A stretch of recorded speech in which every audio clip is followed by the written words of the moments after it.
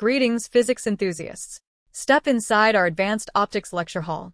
Today, we analyze a foundational mechanism that demonstrates the physical properties of light through geometric wavefront division, Young's double-slit experiment.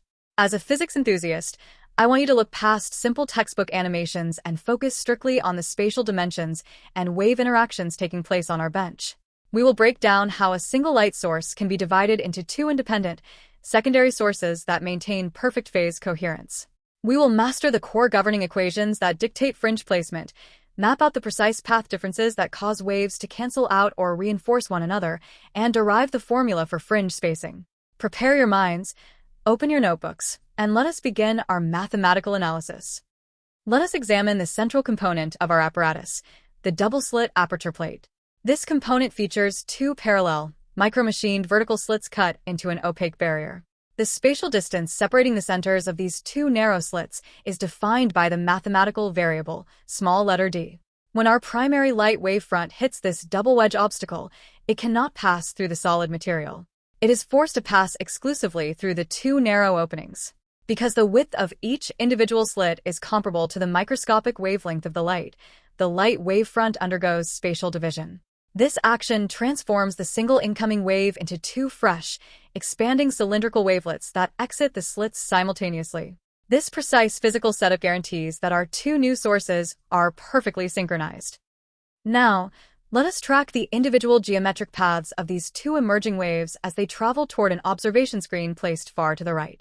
The fixed, perpendicular distance stretching from the double-slit barrier to our screen plane is designated by the capital letter D. Let us select an arbitrary point on the screen, which we will label as capital letter P. The wave exiting the lower slit must travel a slightly longer physical distance to reach point P than the wave exiting the upper slit. To quantify this extra distance, we drop a perpendicular line to form a small right triangle at the slits. This extra distance is our path difference, which we define using the Greek letter delta, or alternatively, as delta path length. Let's formalize this geometric relationship using trigonometry. Look closely at the small right triangle formed right at our aperture boundary. The hypotenuse of this triangle is the slit separation distance, small letter d. The angle opposite our path difference side is defined as the angular displacement, theta. By applying basic sine functions, we establish that the sine of theta equals our path difference, delta, divided by the hypotenuse, small letter d. By algebraically isolating our primary target variable, we derive our first core governing equation, delta equals small letter d multiplied by the sine of theta. This simple expression is the absolute key to predicting exactly where light energy will concentrate or vanish across our entire observation screen plane. Let us analyze what happens when these traveling waves finally reach the screen. If the two waves arrive at point P perfectly in phase, their crests and troughs align exactly, causing constructive interference. This occurs when the path difference, delta, is equal to an integer multiple of the light's wavelength. Therefore, our condition for a bright fringe maximum is small letter d multiplied by the sine of theta equals small letter end multiplied by the Greek letter lambda. In this equation, lambda represents the wavelength of our light source and small letter end represents the fringe order, taking integer values like 0, 1, 2, and so on. The value small letter n equals 0 represents our central, highest intensity bright maximum. Now, let us look at the reverse condition. If the two waves arrive at a point on the screen completely out of phase, they will actively fight one another. This destructive interference occurs when a wave crest meets a wave trough, completely canceling out the light energy. The mathematical condition for this absolute darkness requires our path difference to equal an odd half-integer multiple of the wavelength. Our governing equation for a dark fringe minimum becomes small letter d multiplied by the sine of theta equals the quantity small letter n plus 1/2, enclosed in parentheses, multiplied by lambda. Just like before, small letter n is an integer representing the order of the dark band, mapping out the precise null points across our optical field. In a practical laboratory environment, the screen distance, capital D, is vastly larger than the microscopic slit separation, small letter d. Because capital D is so large, the angular displacement, theta, remains exceptionally small for our primary fringes. Under this small angle approximation, the sine of theta is mathematically equivalent to the tangent of theta.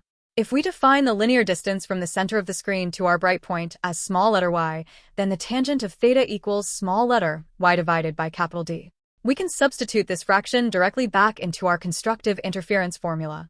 This substitution updates our equation to read small letter d multiplied by the fraction small letter y divided by capital D equals small letter n multiplied by lambda.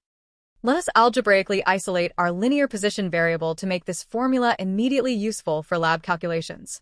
By multiplying both sides by capital D and dividing by small letter d, we yield the explicit position equation. Y sub n equals small letter n multiplied by lambda multiplied by capital D divided by small letter d. This equation gives us the exact linear coordinate of any bright fringe on the screen. To find the spacing between two consecutive bright bands, which we define as our fringe width, denoted by the Greek letter beta, we simply subtract the position of fringe n from the position of fringe n plus 1. This basic subtraction cancels out our integer variable, leaving us with our final elegant master relationship. Beta equals lambda times capital D divided by small d. Let us conclude with how we execute these measurements in the laboratory. We can easily measure the macro distances, capital D, and our fringe width beta, using a digital caliper or a micrometer eyepiece. Since the slit spacing, small letter d, is pre-etched into our slide aperture component, it acts as a known constant. By rearranged our master equation to isolate our unknown wavelength, lambda equals beta multiplied by small letter d divided by capital D, we can calculate the exact microscopic wavelength of our light source down to the nanometer. This elegant combination of geometry and wave mechanics provides an airtight, verifiable method to analyze the wave structure of radiation. Class dismissed. Keep analyzing your variables carefully, and I will see you all in our next optics masterclass lecture.